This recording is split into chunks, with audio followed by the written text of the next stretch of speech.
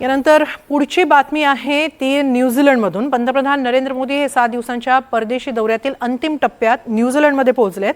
40 वर्षांनंतर प्रथमच एखादे भारतीय पंतप्रधान न्यूझीलंड दौऱ्यावर गेलेत। याआधी 1986 मध्ये राजीव गांधींनी न्यूझीलंड दौरा केला होता।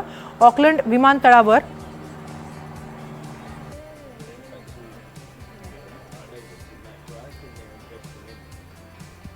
Well, Prime Minister Modi, welcome back.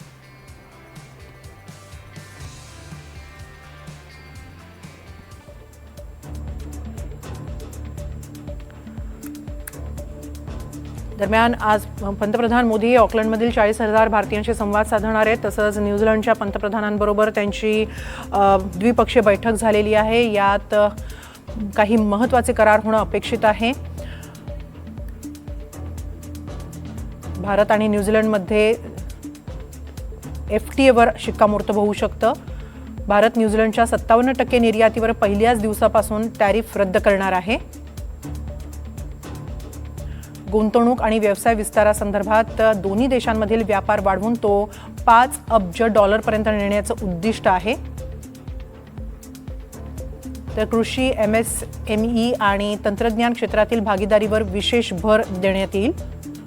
संरक्षण आणि सागरी सुरक्षेसंदर्भात इंडो पॅसिफिक क्षेत्रातील बदलते भूराजकीय समीकरण पाहता सागरी सुरक्षा आणि संरक्षण सहकार्य वाढवण्याबाबत धोरणात्मक करार होऊ शकतो।